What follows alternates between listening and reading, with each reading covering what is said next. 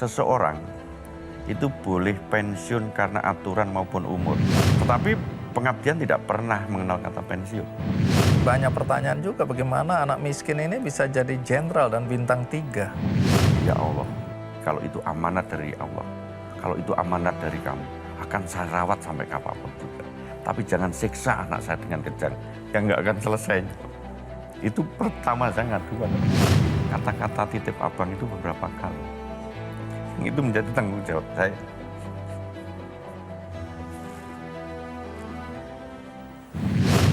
Pilkada di berbagai daerah semakin seru. Dalam debat-debat, suasana semakin panas karena menjelang hari H Pilkada. Salah satu pilkada yang menjadi sorotan dan banyak disaksikan debatnya oleh masyarakat adalah Pilkada Jawa Tengah. Karena pasangan calonnya ada 2 dan yang lebih menarik disebut sebagai perang bintang karena yang berkompetisi adalah para jenderal. Nah, ini jadi menarik karena ada yang membahasakan dengan berbagai istilah soal perang bintang ini. Tapi poin yang menarik adalah dalam perdebatan kita bisa menyaksikan masing-masing visi dari para pasangan calon. Dan ini menjadi menarik. Karena itu di special interview hari ini saya mengundang salah satu calon gubernur Jawa Tengah, yakni Ahmad Lutfi. Pak Lutfi, terima kasih sudah hadir. Terima kasih Mas Adi, saya dikasih kesempatan untuk datang hari ini. Menarik, kelihatan segar ya, padahal pertarungan, perdebatan, kemudian perjalanan panjang ya. Saya tadi di pesawat sudah tidur nyenyak, jadi sampai sini segar. Baik, kita mulai dengan huru-hara di luar sana ya, ribut-ribut ya. Karena ketika video Pak Prabowo sebagai presiden atau sebagai apa nanti Anda jelaskan, tampil didampingi Anda dan Gus Yassin ya. Di situ kan secara terbuka Presiden Prabowo memohon, mendorong agar masyarakat memilih pasangan Anda ini. Nah, itu kan jadi ribut itu. Nah, sekarang pertanyaannya, itu spontanitas atau by design, direncanakan? Begini Mas, kita itu kan didukung oleh koalisi besar, jadi Kim Plus 15 parpol yang mendukung kita, diantaranya adalah Gerindra.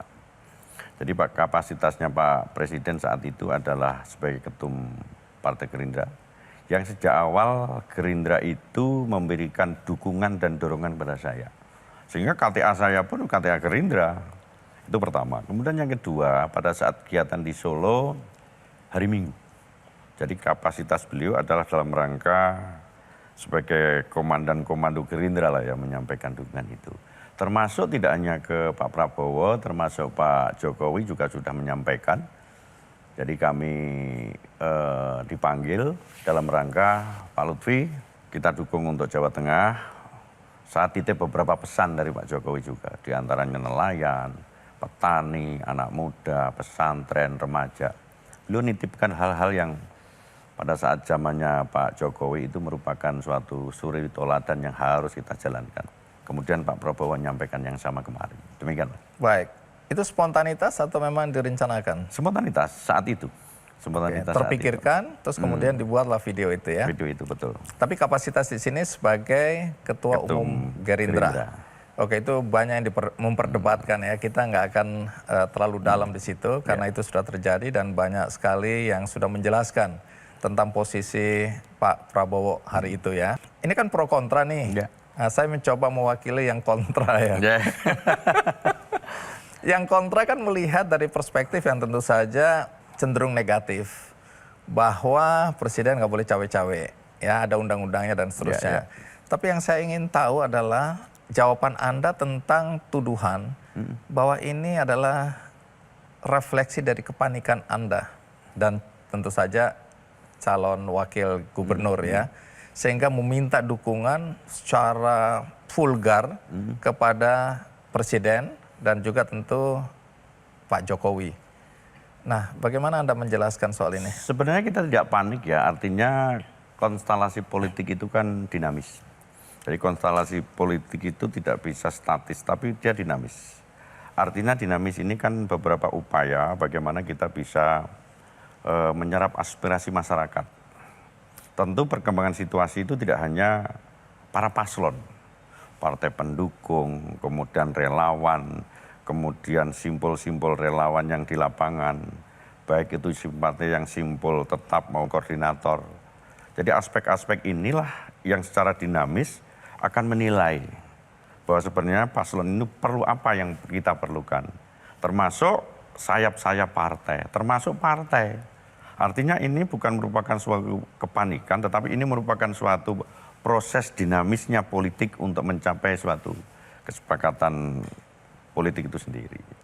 Kalau kita tidak pernah panik, prinsip bahwa kita sudah tahu lapangan, kita menyampaikan program, masyarakat akan menilai siapa nanti pimpinan yang baik di Jawa Tengah.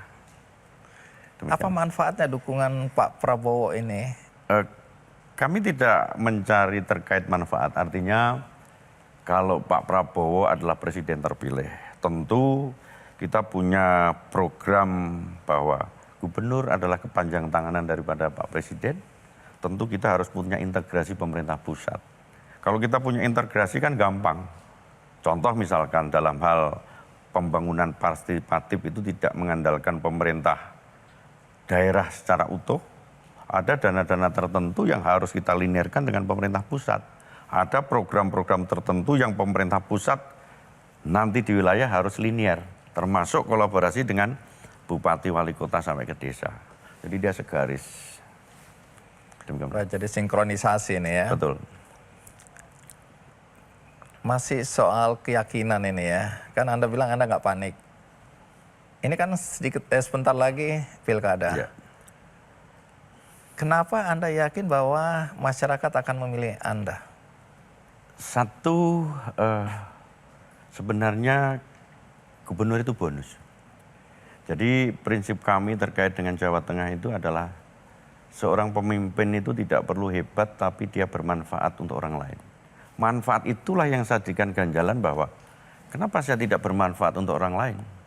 Saya harus ketemu petani, saya harus ketemu nelayan, saya harus ketemu pedagang, saya harus ketemu seluruh lapisan masyarakat kita.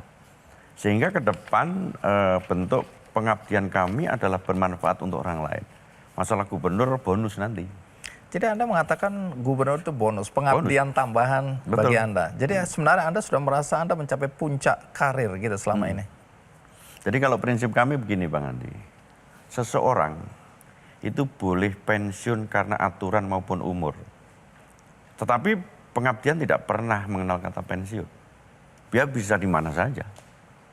Selama itu bermanfaat untuk orang lain. Setelah sekian lama Anda turun ya berdialog dengan masyarakat, kemudian bertemu dengan Anda sebutkan nama-namanya di dalam debat itu. Jadi persoalan Jawa Tengah yang paling krusial dan harus mendapatkan perhatian prioritas menurut Anda itu masalah apa? Satu, masalah kemiskinan. Di Jawa Tengah itu 10,47%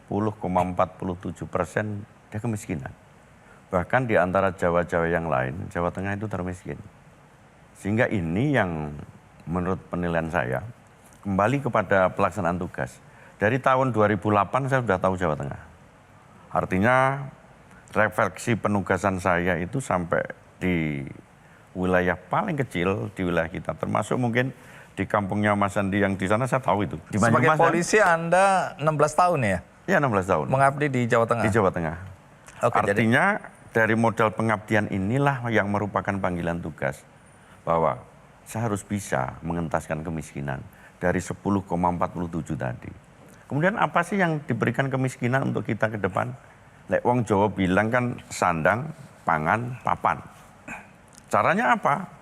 Kita harus linear dengan pemerintah pusat. Contoh kita BLT yang sekarang masih berjalan, kita masifkan kembali kepada masyarakat kita miskin ekstrim. Kemudian kita berikan terkait dengan bahan pokok yang menjadi potensi masyarakat yang sering fluktuatif, kita bagi kepada mereka. Kemudian yang ketiga, dia harus punya kecerdasan. Di situ ada pendidikan harus kita gratiskan. Kemudian ada kesehatan. Kesehatan harus paripurna kepada pelayanan yang terkecil sampai puskesmas pembantu di kampung-kampung. Nah, ini yang menjadi landasan dasar sandang pangan papan. Wilayah Jawa Tengah harus fondasi yang kuat. sehingga bisa mengangkat minimal salah satu faktor adalah kemiskinan. Kalau Anda bicara kemiskinan, tadi angka-angka ya. Tapi yang real yang Anda lihat yang paling ekstrim, bisa kasih contoh? Misalnya di wilayah kita itu paling ekstrim di daerah Kebumen. Yang kedua Brebes. Apa yang Anda lihat di sana? Ada. Di Kebumen itu dia punya benur, Mas Yani. Iya. Jadi benurnya Kebumen itu adalah benur yang paling mempunyai nilai tinggi di seluruh Asia Tenggara. Saya sudah ke sana dan saya lihat tambak-tambak itu ya. Tambak-tambak. Iya. Artinya kenapa dia miskin? Rupanya pemerataannya kurang. Namanya Kebumen itu adalah selatan, Pansela, selatan. Di sana ada Pantura, utara. Jadi antara Pantura dan Pansela ini ada ketimpangan. Kenapa? Satu, daerah Pantura itu infrastrukturnya sudah nomor satu. Dia ada jalan tol. Kemudian proyek-proyek vital nasional dari mulai KITB Batang, KIP Kendal, ada semuanya di Pantura. Sementara selatan belum.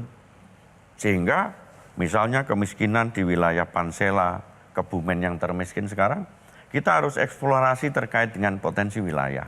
Dengan jalan apa? Kita akan dirikan di sana kawasan industri khusus. Potensi apa yang terbesar di sana? Di samping kita konekkan. Jadi kita belum ada jalan-jalan provinsi yang ada 3 meter, 4 meter, 6 meter. Kita akan perlebar menjadi 7 meter untuk kita tembuskan antara utara dan selatan. Yang harus kita perlebar sehingga distribusi barang dan orang dan proyek-proyek ekonomi nasional bisa terkonekkan. Demikian, Mas. Kembali ke kemiskinan dulu ya. Dalam debat yang saya dengarkan, saya lihat di berbagai daerah ya. Ini bukan melulu di Jawa Tengah, tapi di berbagai daerah. Janji untuk mengentaskan kemiskinan, memberantas kemiskinan itu diumbar begitu banyaknya ya. Tapi dari pengalaman kita yang lalu-lalu, nggak konkret. Jadi pengentasan kemiskinannya. Betul. Nah kalau orang tanya, apa program Anda untuk betul-betul bisa mengentaskan kemiskinan? Dan dari mana uangnya itu, kalau ada uang yang harus dialokasikan? Kita problem di lapangan, contoh nelayan. Nelayan itu dan petani problemnya sama, dia tidak mempunyai stabilisasi harga. Jadi dia panen, didol, sehingga dia murah.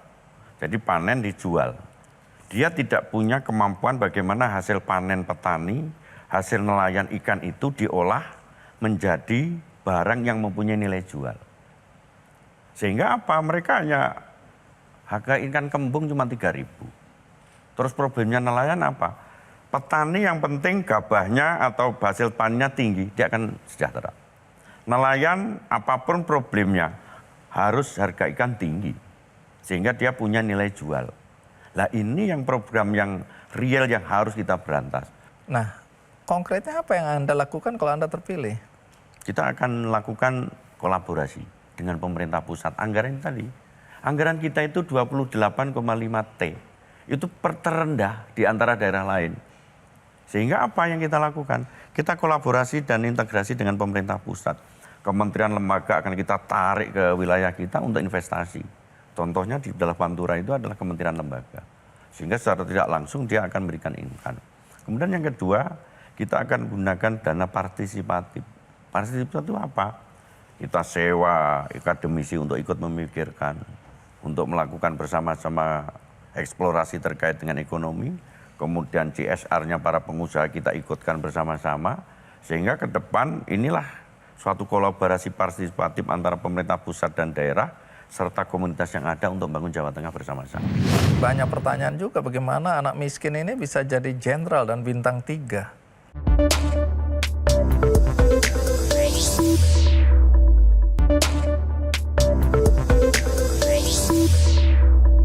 Anda ini sebenarnya kan lahir dari keluarga yang juga relatif miskin ya? Itu yang saya bisa cerita. Jadi orang tua Anda pekerjaannya apa? Jadi saya itu keluarga ada 6, saya anak pertama. Keluarga saya itu petani. Saya kalau sekolah itu naik sepeda itu 10 kilo. 10 kilometer saya. Dari mana ke mana itu? Dari mulai kampung sampai ke sekolah saya itu 10 kilometer, SMP, SMA. Jadi kalau diukur mungkin sudah ke Pulau Jawa itu. Sehingga motivasi inilah karena saya anak pertama, pengen ngerubah nasib. Dari berapa bersaudara tadi? Ada 6, saya anak pertama. Anak pertama ya. Dan saking banyaknya anak, kalau kita makan itu Mas Hendy, telur itu dibuat tipis sama ibu saya. Semakin tipis dia semakin berhasil, kan dibagi 6. Karena semakin lebar kelihatannya banyak gitu ya. Padahal itu untuk mencukupi 6 anak kita, anak saudara-saudara saya. Terus kalau makan itu sama dengan yang dikirim untuk ke petani itu. Nasi, terus ada kangkung yang dikerau dengan sambal, hanya itu toh. Makanya adik saya itu sekarang tak tanya, Har, dulu kenapa ya waktu SMP, SMA kita sering ngantuk? Karena kebanyakan kangkung sama nasi doang. Dan pengalaman ini yang membuat motivasi saya harus bisa berubah. Agar anak-anak yang akan datang tidak mengalami yang sama. Tidak merasakan apa yang Anda rasakan. Betul, begitu. dan ini untuk motivasi anak-anak di tempat kita. Jadi apapun kita punya latar belakang, yang penting kita punya komitmen harus lebih baik daripada apa yang disampaikan oleh orang tua kita. Tapi banyak pertanyaan juga bagaimana anak miskin ini bisa jadi jenderal dan bintang 3. Bagaimana perjalanan hidup Anda sebenarnya? Jadi begini Mas Andi, saya kadang-kadang almarhum ayah saya itu berpesan, kue ku sopo, kue tekondi. Kamu itu siapa? Kamu itu dari mana? Terus kue ku duduk sopo-sopo. Kamu bukan siapa-siapa. Ini yang kemana-mana saya bawa, sampai dinas dan sampai sekarang. Sehingga saya tidak mempunyai, kita hilangkan sifat adigang adiku. Kita tidak boleh sombong, karena asalmu dari desa. Kamu anaknya petani, dan kamu itu nggak punya siapa-siapa. Sehingga kemana-mana inilah yang membentengi saya. Saya harus bisa mempunyai perilaku behavior yang lebih daripada yang lain. Itu yang falsafah hidup saya dari almarhum orang tua saya. Nah ini menarik, saya selalu ingin tahu nilai-nilai apa sebenarnya yang diwariskan oleh orang tua. Apakah itu ayah atau ibu. Nah kalau orang tua mewariskan nilai-nilai apa yang Anda pegang sebagai prinsip sampai hari ini? Jadi waktu kecil, waktu SMA umum Mas Adi. Biar nilai agama ada, kamu masuk pesantren sama sekolah umum. Anda Jadi ini kalau pesantren ya? Pesantren, kalau siang sekolah umum, malam di pesantren. Jadi di pesantren itu saya dihukum mulu sama ustadznya karena nggak boleh bawa pelajaran umum. Tapi ditekat sama orang tua, ditekan aku mau harus begitu. Dan itu pelajaran yang sangat berharga untuk saya. Kembali kepada nilai-nilai orang tua saya. Padahal waktu itu almarhum ayah saya itu nek nuturi kalau menyampaikan cukup sing penting adik-adikmu itu berhasil. Ini yang membuat motivasi saya harus bisa mengangkat adik-adik saya untuk lebih baik daripada orang tua saya tanpa memikirkan saya sendiri. Gitu. Contoh misalnya akhirnya kira-kira kalau anak petani pengen jadi apa? Anak daftar polisi, melok polisi. Dan ternyata masuk. Masuk polisi pun kami bukan dari alumni Akpol. Iya, saya dari bukan Sepang. Akpol ya. Tetapi ada nilai yang di dalamnya saya tegang, Mas. Apa itu? Bahwa filsafah dari orang tua saya itu yang saya pakai. Dimanapun saya dinas, dimanapun saya pendidikan, dimanapun saya menyelesaikan kasus, saya harus mempunyai nilai lebih di samping anggota-anggota yang lain. Begitu Mas. Baik, jadi ini kembali kepada nilai orang tua ya. Jadi dari 6 bersaudara ini, seberapa sulitnya kehidupan? Ini kita bicara, Anda kan tadi, Anda tamat SMA dong ya? Kalau saudara-saudara yang lain? Sama, yang satu polisi juga, itu ada di Jawa Timur. Yang ketiga itu TNI, sekarang Danrem di Jogja. Yang keempat perawat. Yang kelima almarhum, sudah nggak ada. Yang terakhir perawat, yang sekarang rawat ibu kita di kampung. Kembali ke program dulu sekarang ya. Tadi kan pementasan kemiskinan Anda sudah ceritakan, pasti banyak sekali turunannya ya. Tapi tadi Anda sebutkan sekolah gratis. Betul. Apa yang Anda maksud dengan sekolah gratis ini? Jadi kewenangan gubernur itu hanya SMA. Jadi SMA, kemudian SLB atau SLTA. Kalau SMP, SD itu kewenangan daripada pemerintah kota kabupaten. SMA ini. Kemudian yang kita lakukan, di SMA ini ada yang miskin ekstrim. Artinya apa? Dia putus sekolah. Di Jawa Tengah itu hampir 160.000 anak-anak miskin ekstrim yang putus sekolah. Itu yang kita garap. Kemudian apa yang kita lakukan pendidikan? Kita gratiskan, Mas. Bang. Kita gratiskan sekolahnya, kita gratiskan internetnya, kita gratiskan bukunya, seragamnya. Sehingga secara tidak langsung dia mempunyai kualifikasi untuk sekolah kembali, tidak putus sekolah. Itu dari pendidikan. Kesehatan juga sama, kita gratiskan. Artinya kesehatan itu harus mampu melayani seluruh masyarakat tanpa pandang bulu, terutama yang miskin ekstrim. Di mana itu? Kita dekatkan. Jadi miskin ekstrim yang banyak kan di kampung, Mas Hendy, di kampung-kampung. Ada puskesmas keliling. Kalau perlu di puskesmas pembantu di tingkat kecamatan itu sudah harus ada dokter dan perawat, sudah kita hitung itu. Sehingga secara tidak langsung pelayanan masyarakat kita lebih paripurna.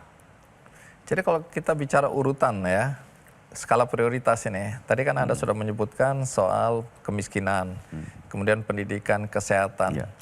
Nah, kalau saya tanya misalnya ada 5 program utama Anda untuk menyelesaikan masalah yang ada di Jawa Tengah, skala prioritasnya apa aja itu? Anak-anak muda Gen Z milenial. Apa yang terjadi dengan anak-anak muda Karena di anak Jawa muda Tengah? kita itu 50,2%. Anak-anak muda kita di kampung, karena pembangunan kita itu awalnya dari kampung. Jadi kalau dulu punya Pak Bibit itu punya program Balin Desa, Kembali Bangun ke desa, Desa.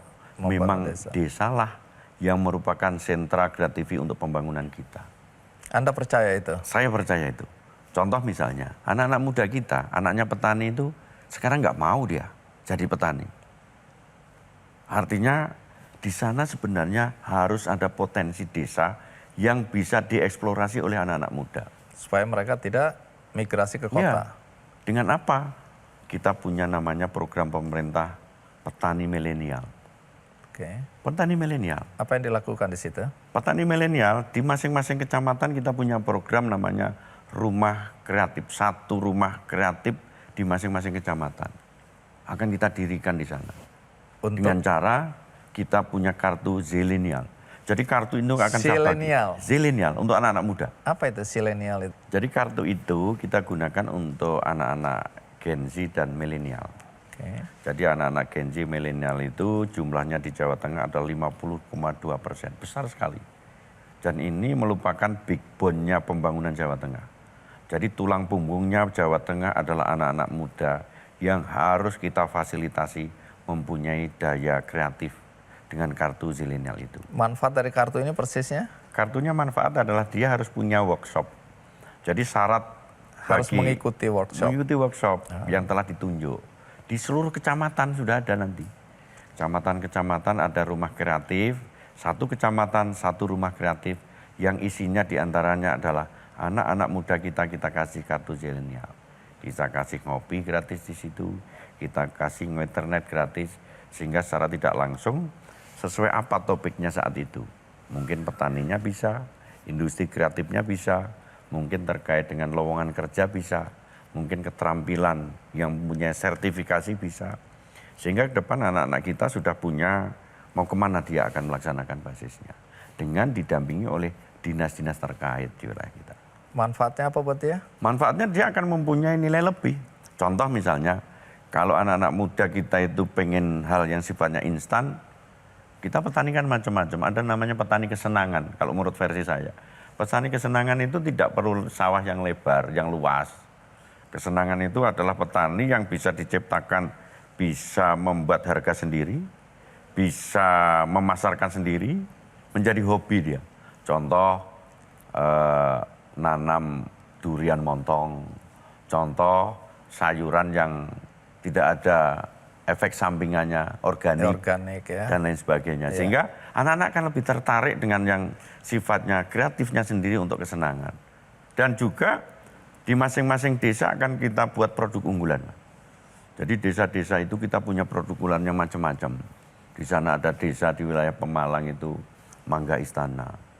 Di Batang itu ada namanya Empeng dan lain sebagainya. Itu dari kampung semua itu. Banyumas Bawor dong disebut juga Bawor dong. ada juga. Jadi anak muda itu kita tarik untuk bikin kegiatan yang kreatif yang dia bisa menumbuhkan daerahnya sendiri. Melalui kartu tadi. Lewat kartu itu. Zilenial. Zilenial. Dan bonusnya itu dapat ngopi dan internet. Bagaimana caranya? Gini. Jadi di Jawa Tengah itu Ini kayak kartu untuk bisa bayar kopi dan internet. Kopi dan internet. Oke, terus? Jadi di Jawa Tengah itu ada yang kurang ya, internetnya hampir 102 desa yang belum ada internet. Makanya ke depan akan kita gandeng perusahaan yang internet biar 100 desa itu terpenuhi. Dengan begitu internetnya sudah dapat, pendampingan sudah dapat, minimal seluruh desa akan menjadi literasi untuk kegiatan-kegiatan anak-anak muda di wilayah kita. Ya Allah, kalau itu amanat dari Allah, kalau itu amanat dari kamu, akan saya rawat sampai kapanpun juga. Tapi jangan siksa anak saya dengan kejang, yang nggak akan selesai. Itu pertama saya ngadu pada Allah. Kata-kata titip abang itu beberapa kali. Yang itu menjadi tanggung jawab saya.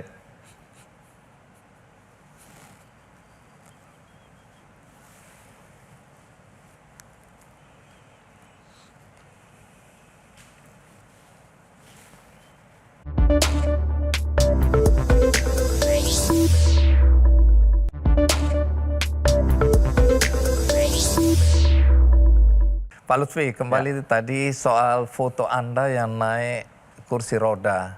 Itu cepat menarik perhatian karena di situ Anda menyatakan bahwa aku mau beli 2 untuk anakku. Ya.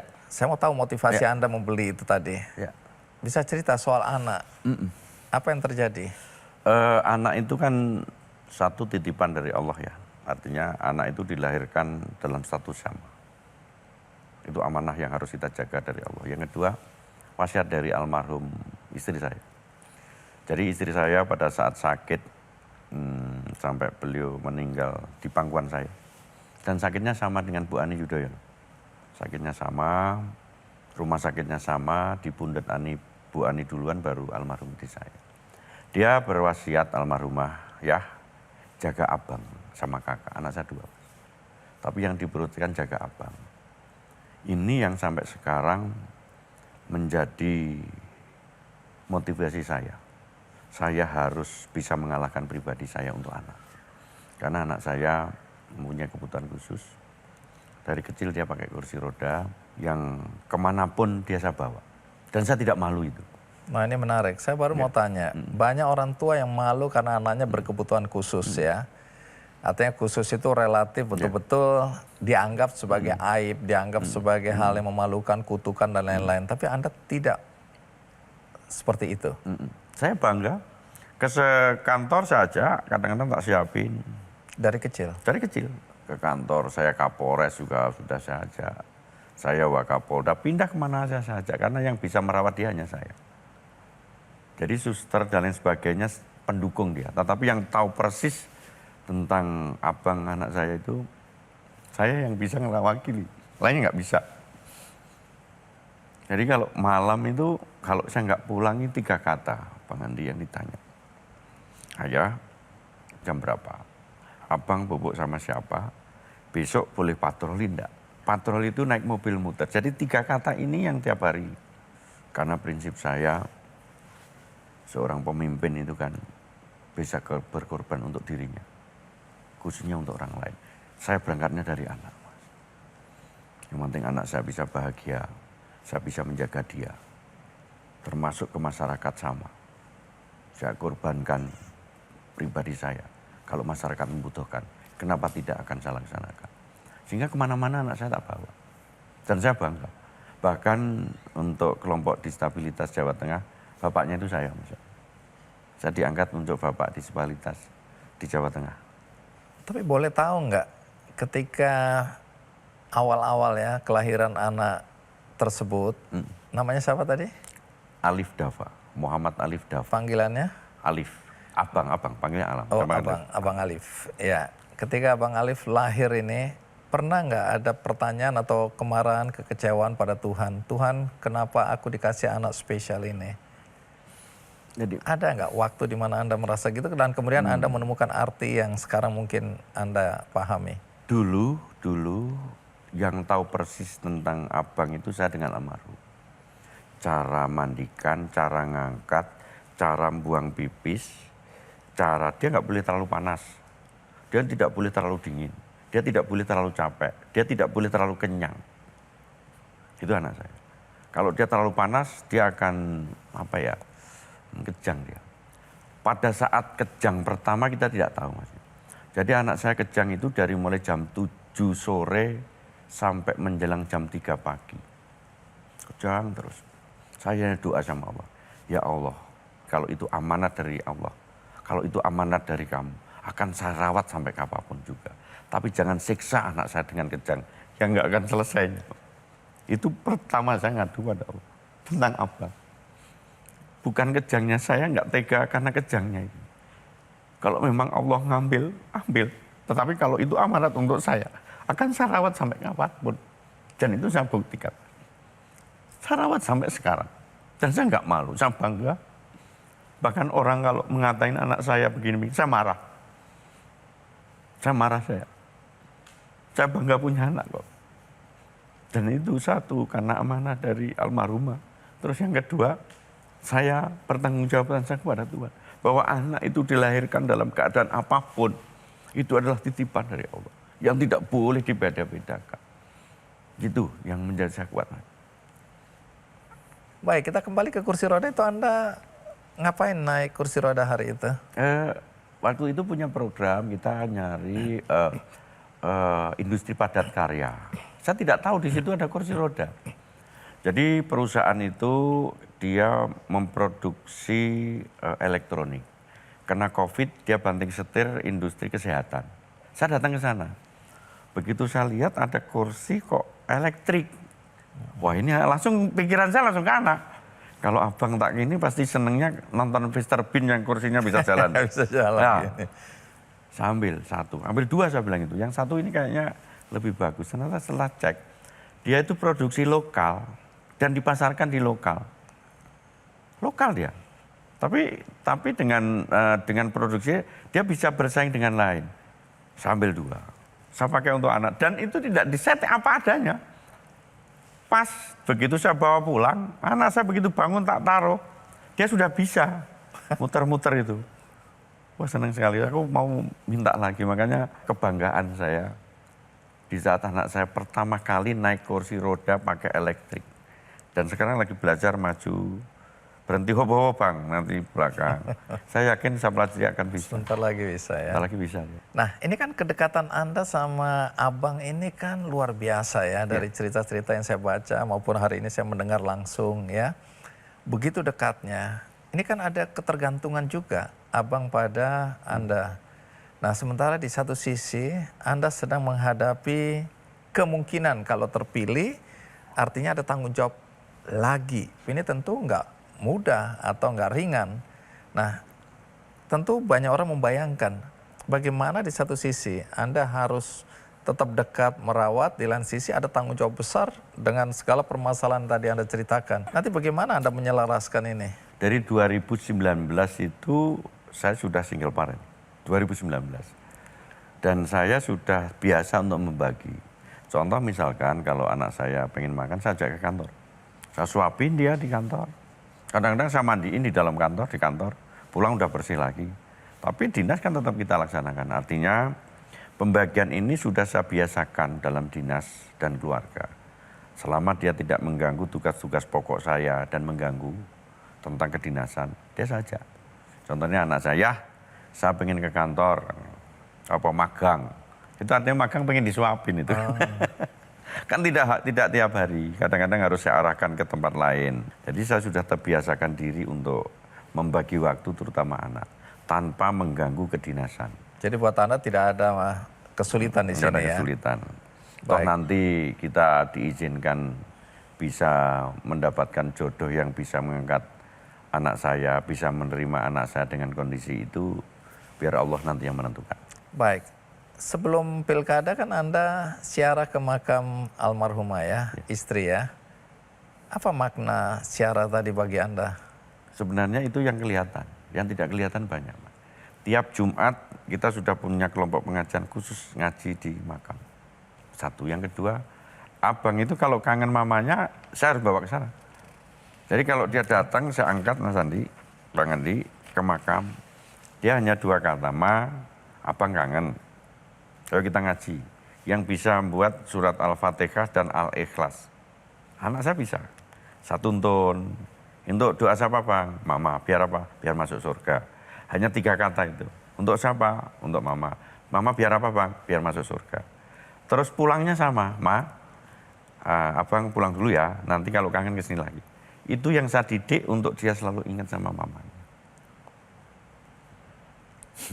Jadi saya framing bahwa ada keterkaitan almarhum dengan abang, itu sangat kental sekali. Jadi waktu Nazak itu mau sudah, dokter sudah angkat tangan, Mas. Almarhum pengen pulang, ya kita pulang. Saya pengen di Solo, artinya dimakamkan di Solo. Kata-kata titip abang itu beberapa kali. Yang itu menjadi tanggung jawab saya.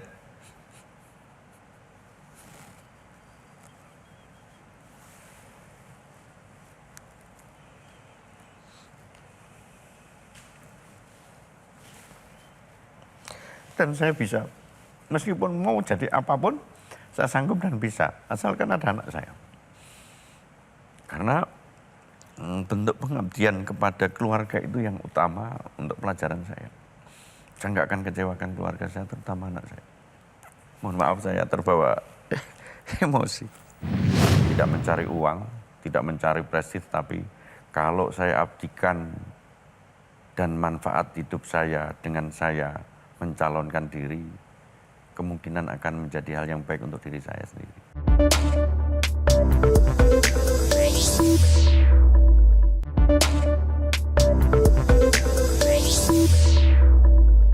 Anak kan ada dua. Dua.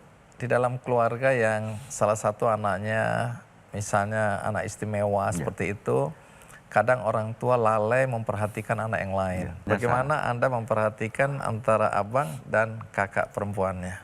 Jadi kakak sudah kami framing, Kak sama dengan ayah. Kalau ayah nggak ada berarti kamu yang jaga adikmu. Jadi berikan adikmu seandainya suatu saat ayah nggak mampu, kamu sebagai penggantinya. Terus yang kedua, anak saya kan sudah mandiri sekali. Si Sarah ini dari mulai kecil sudah dididik oleh almarhumah. Dia bahasa Inggrisnya mandiri. Dia bahasa Jepangnya mandiri. Dan dia pengarang. Jadi kecil-kecil pengarang itu anak saya, si Sarah. Umur berapa sekarang? Sekarang umur 23. Pengarang. Jadi dia mandiri betul. Saya tidak khawatir untuk lepas dia. Bahkan dialah yang membuat motivasi saya. Minimal kalau saya nggak mampu jaga, masih ada anak saya menjaga mereka. Dan dia saya framing. Sudah tahu caranya pasang pampers. Kalau adiknya panas harus dikasih ini. Kalau buang pipis begini. Kalau ngangkat dan lain sebagainya. Apa tanggapan Sarah ketika bapaknya ikut pilkada? Keberatan atau mendukung? Dia nggak pernah komentar tentang profesi ayah. Tapi tidak juga menyatakan keberatan? Enggak. Yang terbaik untuk ayah. Jangan lupa abang, gitu. Sama. Baik, kembali ke motif ya untuk ikut pilkada.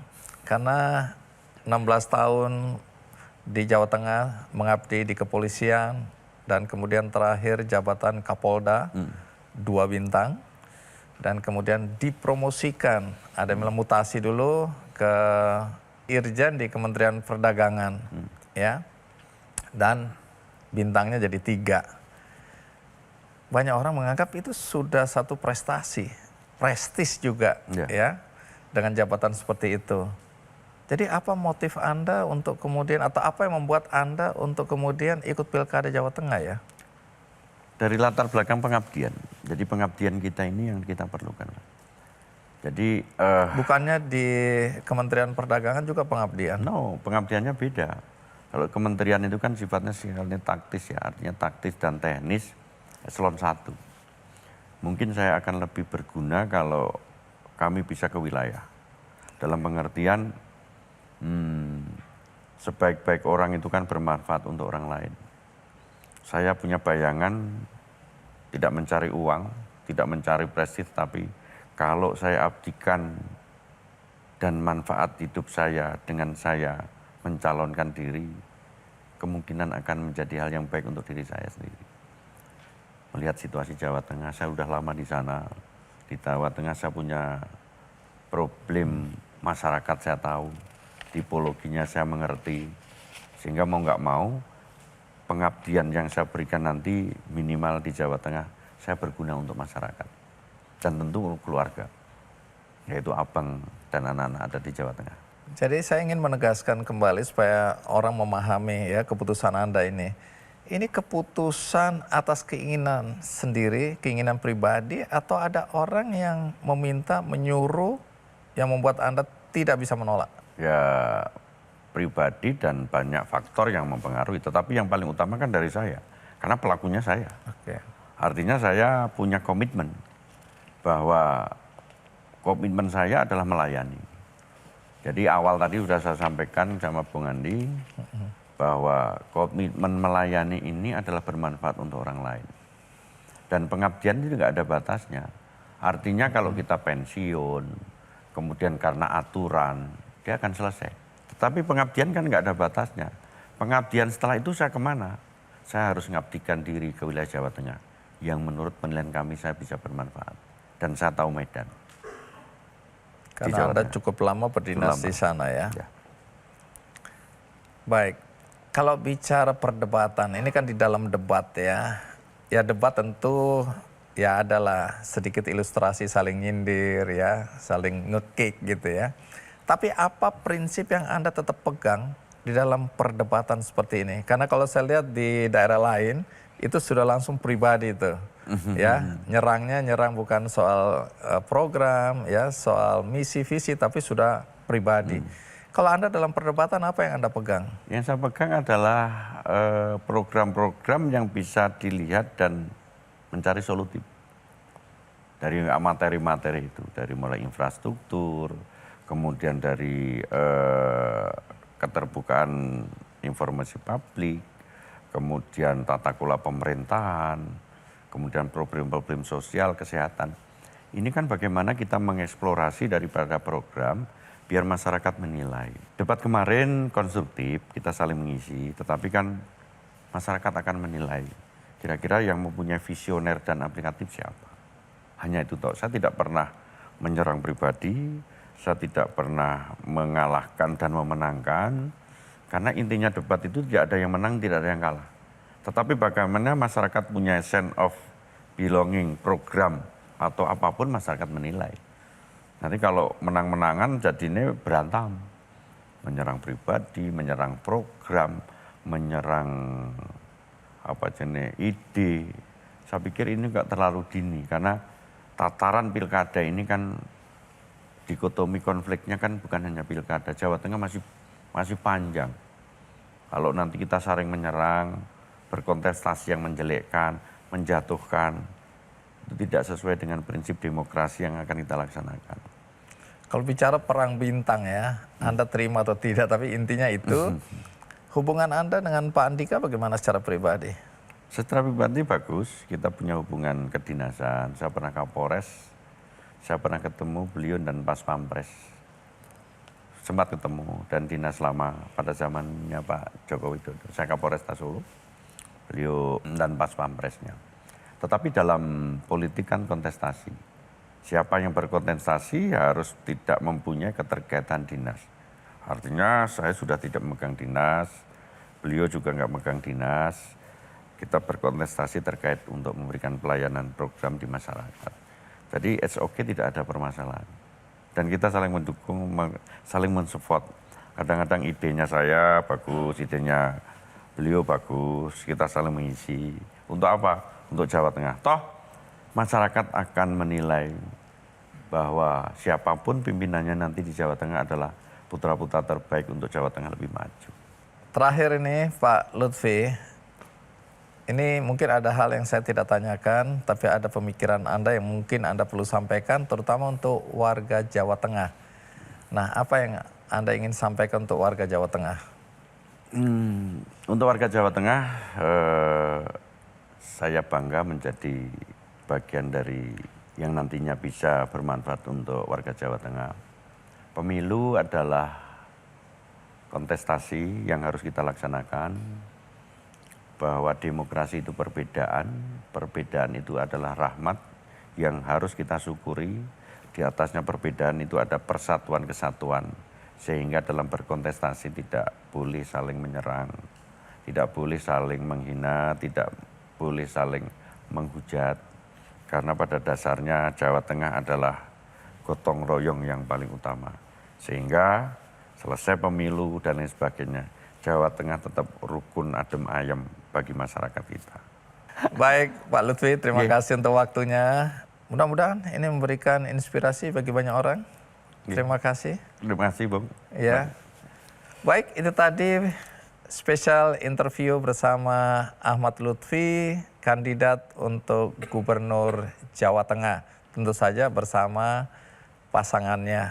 Semoga ini memberikan manfaat dan tentu saja dengan pandangan-pandangan Pak Lutfi tadi, kita bisa memahami apa visi dan misi dari calon Gubernur Jawa Tengah. Sampai jumpa di episode berikutnya.